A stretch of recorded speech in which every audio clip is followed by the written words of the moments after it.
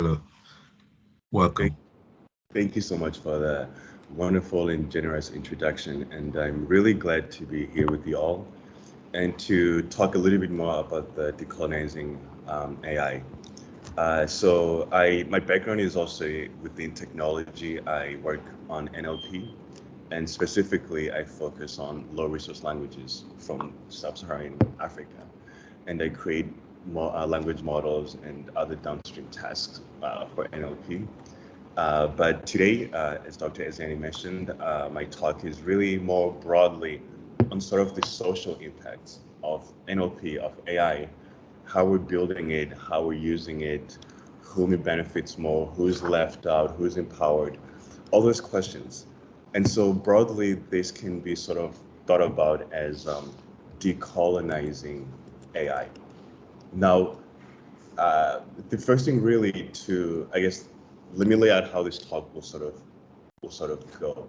I'll first give a little bit of a background on what exactly do we mean by decolonizing AI, and why should that even matter? Does it matter?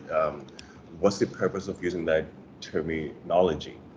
And also, I'll share some of the maybe the benefits of using such a emotive metaphor or emotive language as decolonizing AI, the benefits of using that language, and also some of the risks that are associated with using decolonizing AI.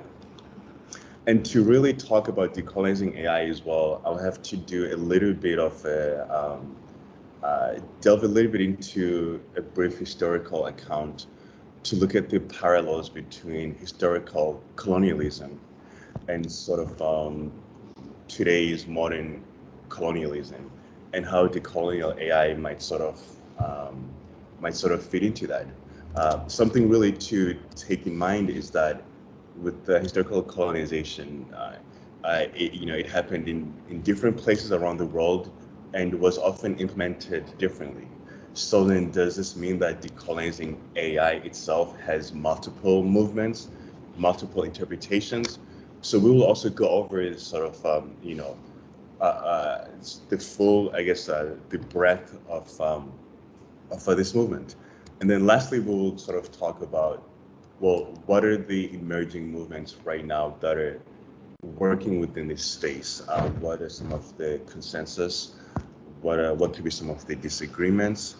And also, we will look at the AI manifesto, which is sort of a document that tries to sum up this idea of decolonizing AI, but most so from a perspective that doesn't center sort of Western narratives. So sort of moving the conversation away from the typical Western spheres of influence and having other groups in the world, uh, the so-called global South, become more involved in uh, in shaping what the future of AI could look like, if there should even be a future of AI. And so we will talk about that. Let me maybe paste the link for the AI manifesto here, in case you haven't seen it already. It's now within the chat. Okay, so now let's really address the elephant in the room: colonization, or modern colonization. This must be sort of the most pressing questions that a lot of people have. And really, it sort of comes down to that: are we to argue that colonialism still exists today? Or maybe its effects, do they still play a non-negligible role in society, and also within the world of technology, the world of AI?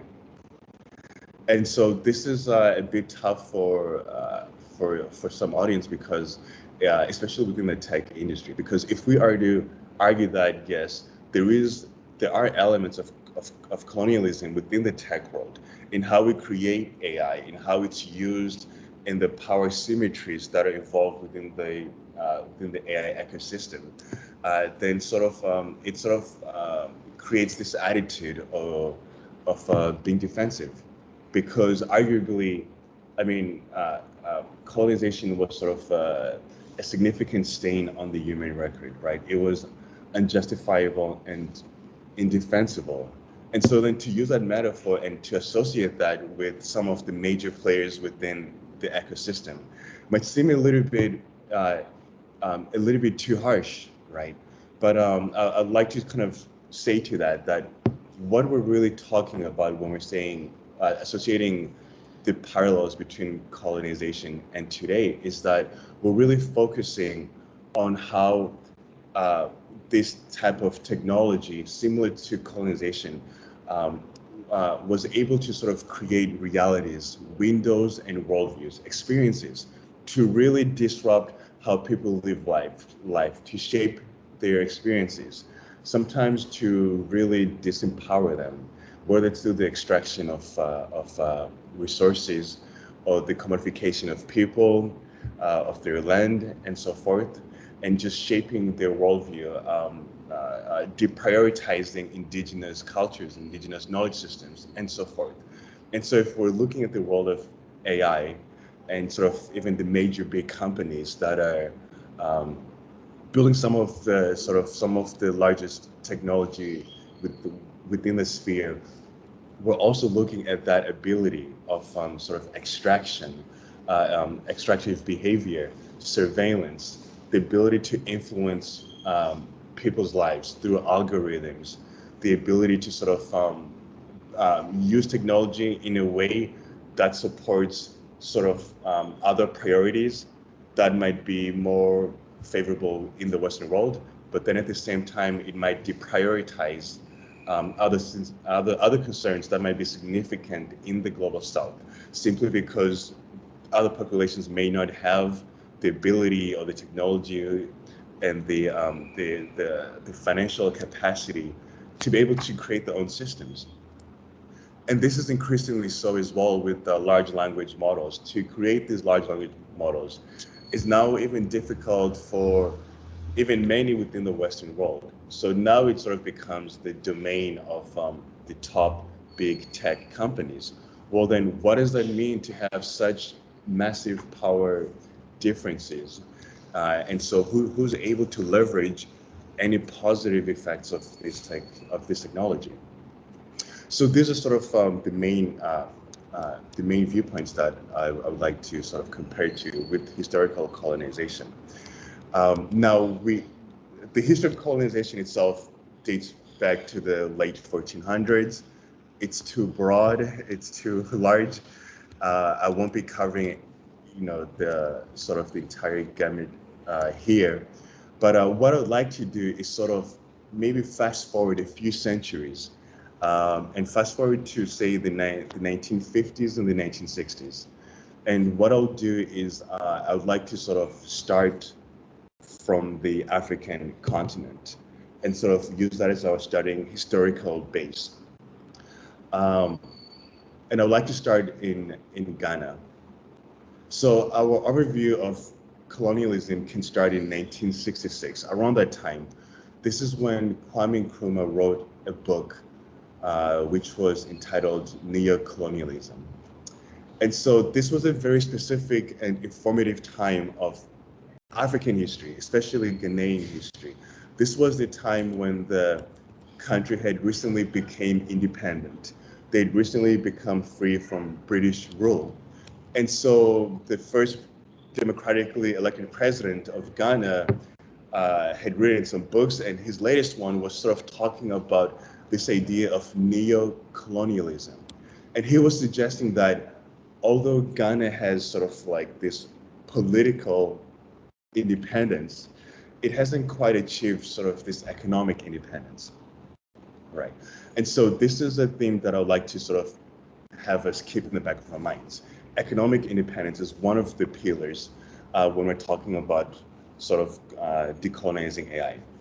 And so he was arguing that while they appreciate the political independence, Ghana still had a lot of sort of large Western, foreign, multinational companies still existing in Ghana, right? Disrupting sort of the local economic systems, being able to change the pricing, the labor market, being able to still extract raw goods at very low prices, similar to how they used to do that during the colonial time.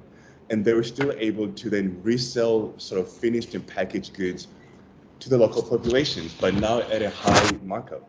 And so he was arguing that how can we claim to be truly decolonized if we don't have control over the means of production, the means of producing our own goods. And a similar question can sort of be asked within the world of AI and the big tech companies. What are the implications when diverse populations that might share different worldviews than those that exist within Silicon Valley? What could it mean for them to not have the full power or the capital or the capacity to create their own systems, right? We can sort of compare the raw materials being extracted as many have done before, which is sort of like this data play. And so the data is extracted through surveillance type of technology, and then the users are given sort of finished products, right? Finished platforms. And so they have little ability to sort of shape these platforms. And these platforms can become so invasive, so big, so large, that it becomes difficult to exist outside of that. So one major pillar within this decolonizing AI is that, well, then how can we have sort of broadly this economic independence, this ability to then create our own systems that reflect our values, systems that reflect our, our feature, the feature that we want for ourselves, away from Silicon Valley, or apart from sort of other dominating spheres of influence. So now this is Ghana, this is West Africa, right? And so if we go sort of down south more to Zimbabwe in the 1980s. So Zimbabwe became independent in 1980. And a few years later, about 3 years later, one of the politicians known as Father Zimbabwe, Joshua Nkomo, he also wrote a similar book, and he was making the same argument that, okay, we have the political freedom, but yet again, we find ourselves without this economic freedom. We're still controlled through sort of like this economic wage system, and we're not able to fully utilize the wealth that we have within our own nations to sort of our advantage. And so again, this idea emerges, at least from how Africans are conceiving of sort of, what does it mean to decolonize, right? What does it mean to decolonize? And so then to sort of summarize these, these two historical figures, their main point here is that global corporations, which many times act as monopolies, they still have large influence and control over local industries, production of knowledge, and the economy. And this itself might still be a remnant of being colonized. It's still sort of similar to being colonized. And so then how do we then properly address that? How do we properly address sort of this dominating influence? And the question is, well, do we today have such global corporations that do control sort of industries and shape local economies, more specifically technical corporations? And I think the answer can be yes, we do have corporations that can sort of influence public policy through millions of dollars spent on advertising or lobbying, or through strong ad campaigns. We can think of misinformation campaigns, tampering with elections and so forth. And so we might then say, okay, there might be a connection there. Okay, and so now I'd like to then move towards Latin America, where we have sort of the second component of what it means to then decolonize AI. If we go to the writings of two authors, Quijano and Minolo, from Peru and from Argentina. Minolo was from Argentina.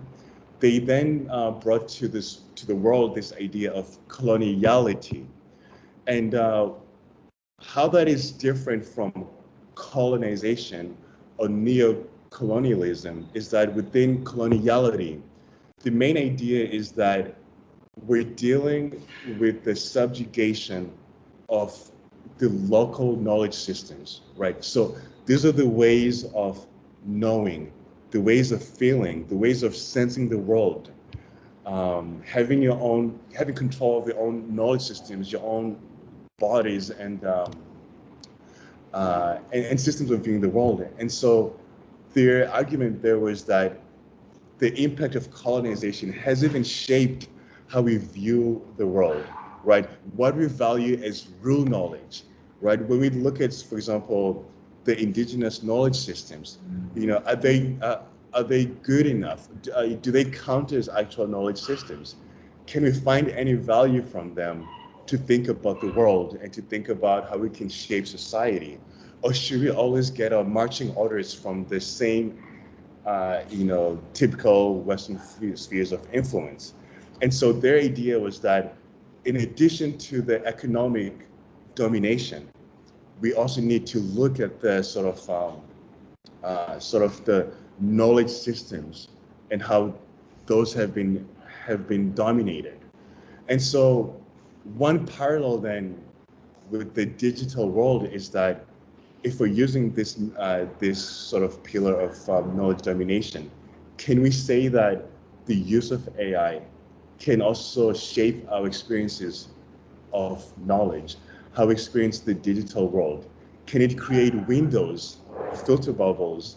Can it put us into constrained boxes that may not be the same ways of viewing the world that are valued by other cultures? And if that's the case, then how do we escape from those, right? How do we create our own windows into our own realities that are able to then empower local populations? One of the ideas there is that when we have sort of like these technological systems that are developed in one part of the world and then deployed globally, right? They don't have the full context of the local environment. And so it's sort of like then disrupting the local environment and trying to mold it in such a way that it fits into this, strong, dominating global context. And these authors are arguing that there has to be a place for local embedded knowledge systems that also have sort of a first-class citizenship within the role within knowledge creation. And this also sort of touches upon the work that I've been doing for the past few years, where I focus on African knowledge systems. And the question that I've asked for 3 years now is that what would happen if, when we think about the ethics of AI, what could be the result if we sort of look at other ethical systems besides those that are dominating, besides those that tend to be Western based? And this was sort of a response to sort of this idea that most frequently when scholars and researchers and the community would talk about the ethics of AI, it was mostly about it was mostly in reference to the great Western philosophers. And so it was sort of assumed by default that, well, within the Western canon, we have enough to sort of, we have enough philosophical values or critique or rhetoric to be able to sort of kind of figure a way out of sort of like this ethical mess we have with artificial intelligence. But there's also sort of a contradiction there, or sort of a sense of irony, because one of the major issues with the biases we have within the world of AI is that there isn't enough diversity, right? Diversity of people involved in the creation of these systems, testing these systems, and who benefits from them. And so to then find for the solution itself to also lack such diversity is a bit of ironical, right? And so the idea was that, well, what could we learn? What could we find from other ethical systems? Could we find new ways of viewing the world, new ways of viewing how power could be better allocated, how power could be better distributed in ways that reduce biases, right? Here's a novel idea. What would happen if we asked the populations that have been historically marginalized by technology in every era, and now it's AI?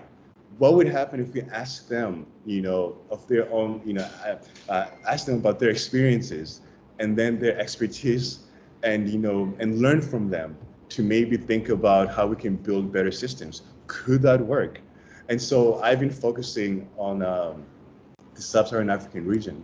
And the philosophy that I've sort of looked into was the Ubuntu philosophy, which some of you might be familiar with due to leaders such as Nelson Mandela, who made the ethical system quite popular. And that's a whole other talk in itself, but I'd like to paste a link in the chat just for any curious reading. But the idea, though, I do think it's worth some time as well to discuss Ubuntu just for a little bit, to underscore this idea of having our own knowledge systems that might provide better conceptions of the world and also of the purpose of even building AI in some contexts. Within the Ubuntu philosophy, the basic building block, the whole foundation is this idea of personhood, right? What does it mean to be a person? What does it mean to be a human being? This is the central starting point. And so if we can sort of think about, broadly speaking, if we can conceive of AI as sort of machines that are trying to replicate human behaviors, human actions, right? Human decision making, machines that are essentially human-like. Well, a question below that is, well, what does it mean to be a human being in the first place, right? Which humans are we using as a standard of creating AI? What are the values that we think matter so much in sort of shaping what being human is? And the traditional answer has sort of been that, well, humans are rational, like other animals, and so that's essentially a great part of becoming a human being. Being a human being is this ability to be rational. And so then, if we have, in theory, if we have machines that are also rational, logical, mathematical, we can, to a great extent, sort of automate human behavior, right? Sort of human actions. And there's a long history behind this. Leibniz, the mathematician, he also spent a lot of time within this field trying to create a type of algebra that could represent every single concept you can think of: trees, the sun, people, wars, anything. So having like an alphabet for every single concept that humans can think of. And this algebra would then have rules, a type of, some algebra. And then you could be able to then derive, correct assumptions or correct results or answers to your questions.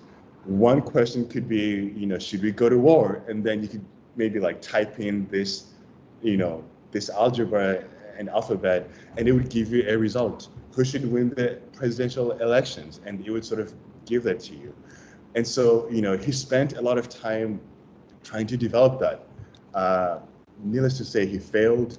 The English philosopher Thomas Hobbes is one of the philosophers who also spent time within this domain. And he's known for saying things such as, thinking is really just a mathematical operations. When we're thinking, it's just really adding and subtraction. And so he was also letting power to this idea that really we're just thinking is just sort of like this logical, mathematical thing, and that's really at the core of it. And so, which kind of lends to the idea that, well, if we have machines that are also, mathematical and logical in that sense, then that's essentially what we need to have to replicate human behavior. So, and as the list goes on and on and on and on and on, and it's all in the paper that I sent there. Now, what Ubuntu philosophy provides within this framing is that, well, thinking, being rational and logical, that's good, yes. We have minds, we should use them. But it also says that something something that might be even more important is this idea of relationality, how we relate to each other, how we relate to our past, how we might relate to the future generations, and how we also relate to our environment. If we don't have sort of like this conception of relationality, we cannot fully achieve human potential.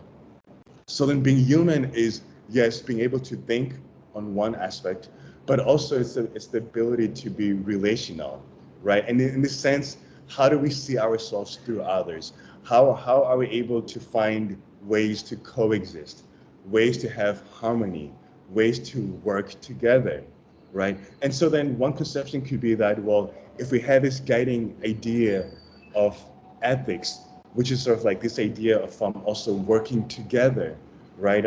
Finding ways of incorporating others' views into our own, whether we're creating AI, right? How do we involve others who are not represented?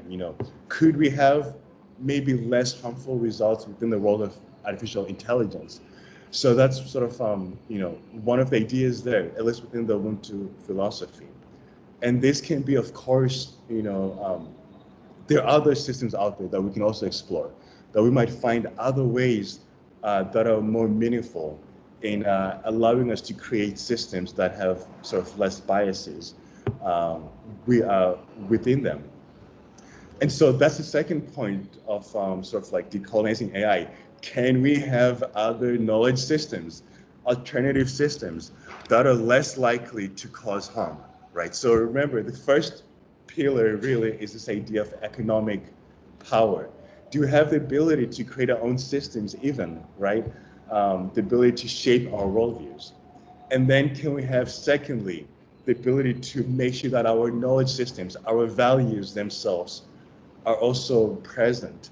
They can also guide technology as opposed to technology sort of like dominating how people experience the world. Now, so a third component then of decolonizing is AI. Sort of comes from some of my colleagues within the space, Nick Codry and Mejias. And the idea there is that they look at colonization through many perspectives, but one of the major ones is that they look at the sort of large-scale aspects of historical colonization, and they sort of compare that to how large tech companies today have such large infrastructure, such massive ways of extraction. And so one of the parallels that they're using here is just that, we have these companies that are sort of too big to fail. They have large infrastructure. It's hard to compete against them.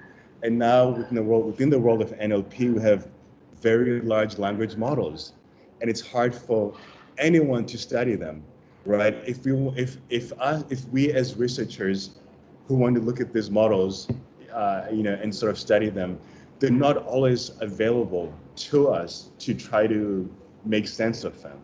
I'm part of a community at Stanford known as Mercury, and their whole goal is to study large language models. And so they're trying to find a way to make sure that academia can sort of keep up with the large language models and be able to look at the impacts, look at the harms, look at the biases that might come from there, and a range of issues and within that space. And so, how do we then deal with sort of these power differences where others have access to large language models, large infrastructure tools, and then some don't, right? And then will those power differences be used to then sort of, dominate those who have been historically marginalized, right? Will they be able to compete against that? How can they resist that? And what should happen if those powerful tools are not localized enough to help the local populations? And so this might result in a situation where, the local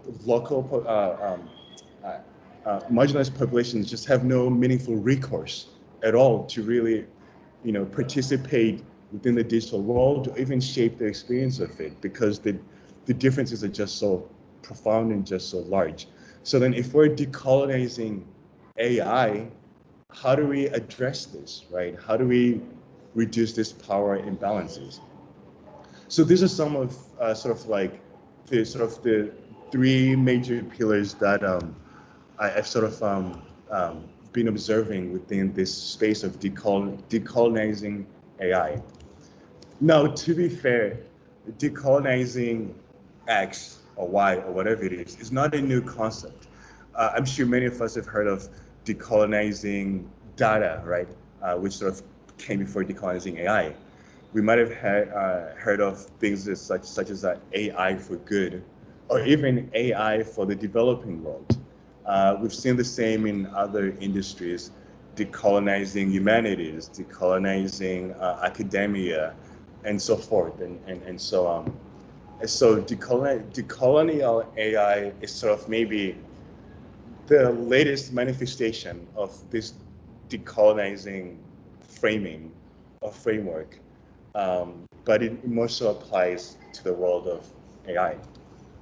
Okay, so then why not just say AI for good, or AI for making the world a better place? Why do we need to sort of say decolonize? Right? Why the emphasis on decolonizing? I think the emphasis on sort of decolonizing is that it's sort of this metaphor that's able to encompass sort of these three major issues that we talked about. It talks about the economic scales, the economic injustices, the economic differences. It talks about the knowledge systems as well, how we produce knowledge systems, what we think is valuable, right? Which philosophies, which ethical systems matter, what populations matter, what populations deserve to be considered when we're creating AI, right? It also talks about the real differences within the actual infrastructure, right? The actual ways of doing this work that are creating AI, and the power differences that are contained within that. And so it sort of then provides like a much more encompassing framework. And also because a lot of work has been done in decolonial studies, so we can also look into the literature from that already exists and try to find ways of thinking about where we are now and how we can sort of go forward. And so there's global literature all across the Asian continent, Latin America, the African continent, on what even decolonizing means and how to structure that. And so we have a place to start. We have rigorous work that's been done that is also wide enough to encompass a whole range of issues that we're noticing today within how we create AI and how we create technology. Okay, so now, that could be a benefit of using, this framing of decolonizing AI. Okay, so what could be the harms or the risk of that? I think one of the harms or the potential risks that have been noted is this idea that once we start, overusing this framing of decolonizing, it might become like a buzzword or a catchword. Let's decolonize AI. and it might lose the rigor of decolonizing AI, like the actual rigor of what this framing means. And talking to some of my colleagues, for many people, decolonizing is a real experience. Like, it's a lived experience. It's not just a metaphor. It's not a fancy way to talk about the same issues. Some populations still view themselves as being colonized, and they're in the process of decolonizing their own environments. And so, within that context, decolonizing is a real experience. And so the fear there is that, we might lose the sense of urgency, right? The urgency that we had during the times of decolonization, at least for those who were colonized, they had the urgency to decolonize themselves. We might also lose that urgency within the world of AI. How do we urgently address these issues? We know there are biases. We know there are discrepancies in who gets funding, in who has the skill sets to create AI, in who's been considered. But are those urgent enough to the rest of the world, or at least the part of the world that is usually empowered to create these technologies? Does a sense of urgency exist? And so if we overuse the term, or maybe if we use it without specifying or giving it more context, we might lose that sense of, or that word might lose its urgency. Okay, so now, where does the decolonial AI movement stand at this very moment? So there are some similar movements. There's a movement called the non-aligned movement that's also come up. It also borrows from the historical non-aligned movement, where some nations were saying to themselves, we don't want to take sort of the Soviet approach to doing things. We also don't want to be to be stuck within like the Western capitalistic or American way or European way of doing things. But we want to be able to kind of pick and choose our values, see where we align, and see where are we better off at. And so for some, then this idea is that we don't want the surveillance capitalism aspect of maybe Western technology. But at the same time, we don't want, say, the overbearing influence, say, of Eastern or Chinese technology either. We want to have the benefits, but we don't want to sort of, we want to sort of shape our own ways of viewing the world. I shared a little bit as well about the AI manifesto, which is sort of this collaboration, this manifesto, this document that we created, myself and other colleagues, global colleagues, on what it means to decolonize for us in regards to our different cultures, our different historical experiences, the different ways in which we experience being colonized. What does it mean to decolonize AI? And so the manifesto tries to also capture that. And so there are some workshops that have been happening within the manifesto as well. Rutgers University, along with Duke University Press, is also preparing a new journal that is aptly called Decolonial AI. And you may have also noticed a number of fellowships within the UK, within the United States, that are now incorporating this theme of decolonizing AI. So we're sort of seeing the academic sphere also slightly moving towards decolonizing AI, and we're seeing researchers and practitioners also gathering together by themselves to define for themselves what does it mean to decolonize to decolonize AI. And so it's still quite an emerging movement, but one of the central ideas that stands, especially from the manifesto, is this idea that there are many conceptions. It's why it's sort of called the manifesto. It's spelled MANYFESTO. So the many is sort of intentional, that we were trying to conceive a world where many realities can coexist, can exist together. And so it's a many manifestation, right? Manifesting many realities other than the typical one-sided, usually Western or Silicon Valley, dominating ways of thinking about society, thinking about the world, thinking about technology, thinking about human rights, thinking about ethics, and so forth.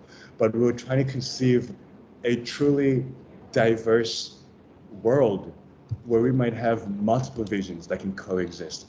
And so the manifesto considers this as a way of even decolonizing, right? Now, different regions will have to further specify what this means to themselves, such as, for example, the African continent.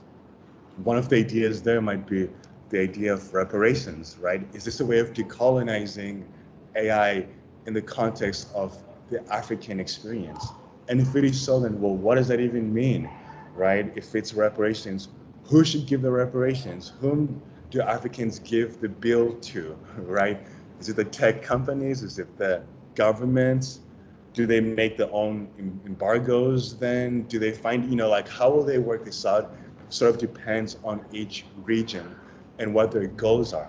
But the idea still stands that there are many manifestations of what this could mean. Okay, so I think we might have, this might be a good time to just end it here and see if there could be any questions or thoughts. Thank you very much. Thank you, Sabelo. Thank you, everyone. Just before I forget, the links you shared in the chat weren't available to us. Incidentally, I have the AI manifesto link, so I have shared that, which I think people saw. Maybe you don't have access to post stuff there. So please do share the Ubuntu link and the other one you mentioned earlier with me, so I can make it available when I post the YouTube video. Okay. Yeah. I can't hear you anymore. I will quickly send it to you on Slack, if that's okay, and then maybe you can also share with others. Oh, okay. Thank you. All right. So I think we can pause the video at this point and then take questions.